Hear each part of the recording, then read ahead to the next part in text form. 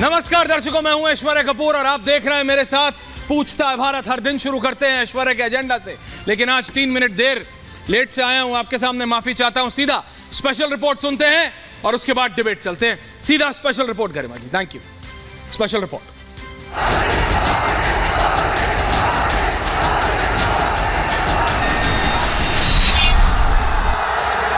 आपका इतना उत्साह है, इतना जोश है कि यहां छोड़ो, दिल्ली में कुछ लोगों की नींद खराब हो जाती है।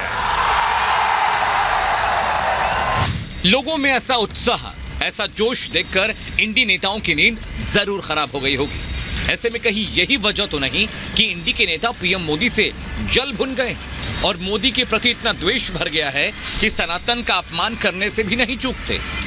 मोदी जी चाहते हैं कि आप दिन भर मोबाइल पे रहो, जय श्री राम बोलो और भूखे मर जाओ। ये नहीं चाहते मोदी जी, नहीं चाहते। इंडी नेताओं की हालत ऐसी तब है जब एक दिन पहले सुप्रीम कोर्ट ने सनातन के अपमान पर फटकार लगाई, लेकिन लगता है कि इंडी गठबंधन के घटक दल ना तो सुप्रीम कोर्ट की नसीहत मानते हैं और ना ही उन्हें संविधान पर भरोसा है। ऐसा नहीं है कि डीएम के नेता ए राजा पहली बार सनातन का अपमान कर रहे हों, इसके पहले भी कई बार सनातन का अपमान कर चुके हैं। यह राष्ट्र विरोधी बयान भारत कदापि भी स्वीकार्य नहीं करेगा। जय श्री राम। रावण राम जी को सामने देखता था, फिर भी कहता था कि हम नहीं मानते इसको, तो सामने देखने के बाद भी नहीं माने, उसके लिए क्या कहा जा सकता है। ए राजा के जहरीले बोल पर बीजेपी भी हमलावर है। ऐसे में सवाल ये है कि क्या इंडी गठबंधन के घटक दल आस्था पर चोट करके 2024 का चुनाव जीत पाएंगे। सवाल ये भी है, क्या इंडी गठबंधन खास समुदाय का वोट पाने के लिए ऐसा जानबूझकर कर रहा है। और सबसे बड़ा सवाल ये कि क्या 2024 की लड़ाई विकसित भारत के विजन बनाम लोगों को बांटने वाली नीति के बीच होने जा रही है। पूछता है भारत। जी हां, भारतीय जनता पार्टी के राष्ट्रीय प्रवक्ता हैं, युवा नेता हैं शहजाद पूनावाला जी मेरे साथ है। समाजवादी पार्टी से अनुराग भदौरिया, आम आदमी पार्टी के विधायक हैं और राष्ट्रीय प्रवक्ता है संजीव झा। रत्नाकर त्रिपाठी जी कांग्रेस से और वरिष्ठ पत्रकार राहुल देव जी मेरे साथ हैं। मैं सबसे पहले आपके पास जाता हूं। राहुल देव जी, जय श्री राम बोलो और भूखे मर जाओ। राहुल गांधी जय श्री राम भारत माता को नहीं स्वीकारेंगे, ये बोलते हैं। ए राजा जाकर कह दो हम राम के दुश्मन हैं। मुझे राम रामायण के प्रति आस्था नहीं, मैं कह रहा हूं पॉलिटिकली ऑल्सो ये पहली बार नहीं है कि ए राजा की पार्टी के लोग या डीएमके के ऐसे लोग ऐसे कह रहे हैं। इस तरह की प्रतिक्रियाएं आती रहती है, लेकिन बिल्कुल इलेक्शन से पहले, क्योंकि राहुल देव जी, विपक्ष ये कहता है कि बीजेपी ने यानी शहजाद जी की पार्टी ने राम मंदिर को पॉलिटिकल एक मुद्दा बना दिया। तो अगर मैं विपक्ष की बात मानूं तो जब बना दिया है और इतना बड़ा बना दिया है कि जहां प्रधानमंत्री जाते हैं, जहां मर्जी जय श्री राम के नारे से उनका स्वागत होता है, तो ऐसे में राहुल गांधी बोले जय श्री राम बोलो और भूखे मर जाओ, विपक्ष के दूसरे नेता बोले हम राम के दुश्मन हैं, ये तो पॉलिटिकली भी सही नहीं है।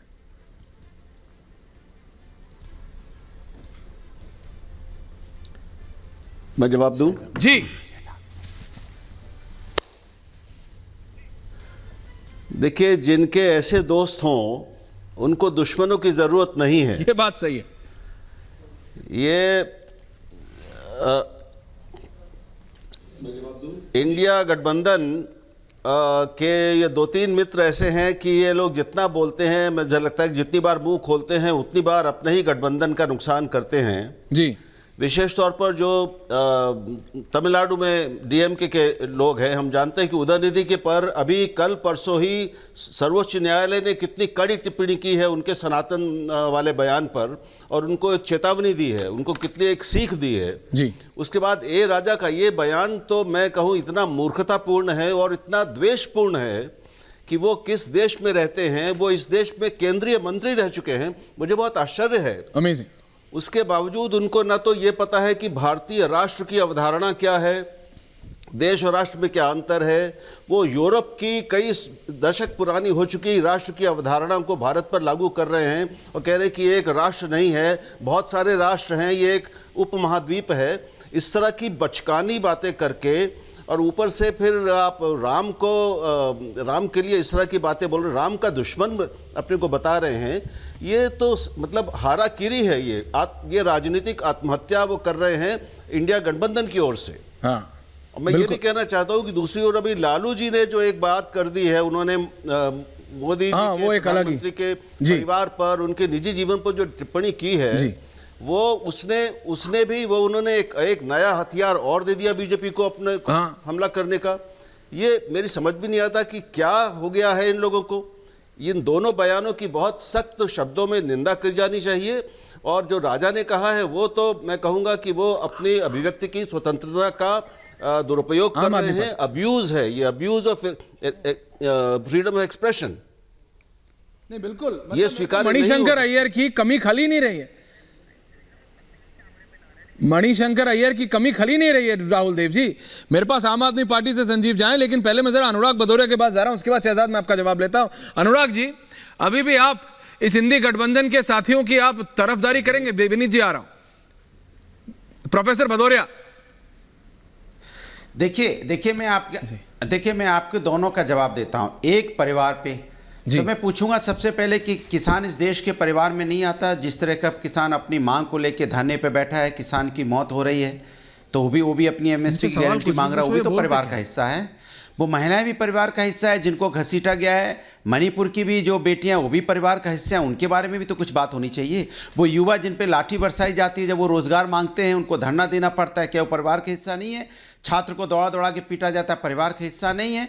क्या बेरोजगार जो आत्महत्या करता है वो परिवार का हिस्सा नहीं है? सवाल ये उठता है कि इस देश के अंदर में जब बात होती है परिवार की या परिवारवाद की, तो जब भारतीय जनता पार्टी से पूछ लिया जाता है कि जब शिवसेना के साथ आप सरकार बनाते तो शिवसेना क्या परिवारवाद में नहीं आती? एनसीपी की पार्टी आपके साथ सत्ता में है तो आप परिवारवाद की नहीं है क्या? चौटाला परिवारवाद की पार्टी नहीं है क्या? अपना दल उत्तर प्रदेश में आप जिनके साथ सत्ता बना रहे हैं, आप वो परिवारवाद की पार्टी नहीं है क्या? आप निषाद पार्टी के साथ सत्ता में है, परिवारवादी की पार्टी नहीं है? चिराग पासवान की पार्टी परिवारवादी की पार्टी नहीं है? और आपके अंदर कितना परिवार है? कल्याण सिंह, मानी कल्याण सिंह का बेटा, उनका पोता भी मंत्री है, राजनाथ सिंह से कितना सिंधिया फैमिली पूरी आपके साथ है, अनुराग ठाकुर। नहीं, एक second, no I have to stop him now. Professor साहब, मैं ऐश्वर्या कपूर हूं, आप रिपब्लिक पे हैं, दूसरा पे शो का नाम पूछता है भारत है। सवाल मैंने आपसे यह किया था, अगर आप अभी नींद से उठे, सवाल मैंने आपसे यह किया कि आपके साथी कह रहे हैं कि वो राम के दुश्मन हैं। आपके साथी नेता एक और कह रहे हैं कि जय श्री राम बोलो और भूखे मर जाओ। समाजवादी पार्टी कहां खड़ी है? आप अभी सो के उठे हैं क्या?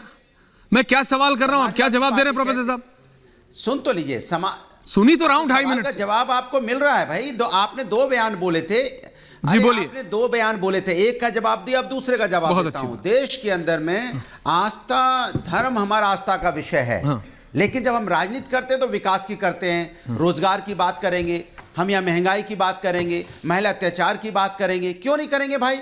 आप बेरोजगार यहाँ आत्महत्या करेगा, आप कहोगे बेरोजगारी की बात ही मत करो, ये तो नहीं हो सकता ना भाई। आपने हर क्या एक भाई, जैसे आपका स्टूडियो है, वहां पत्रकार जाएंगे, हम लोग जाएंगे, वो अलग बात है। इस तरह से मंदिर है हमारा, वो हमारा पूजा का विषय, आपको 3 मिनट दिए, हमारा आस्था का विषय है। आपका एक शब्द अलग विषय देखिए, जहाँ पे नहीं ए राजा के खिलाफ नहीं सुन लिया मैंने प्रोफेसर साहब, नो प्लीज, विषय है ना, ए राजा के खिलाफ एक शब्द नहीं निकला और देश देख रहा है। यही उत्तर प्रदेश की जनता के सामने जब आप जाएंगे, कल आपके नेता नोएडा आ रहे हैं, पूछेंगे ना उनसे भी सवाल पत्रकार कि क्यों अखिलेश जी आपके प्रवक्ता ए राजा के खिलाफ बोल नहीं सकते?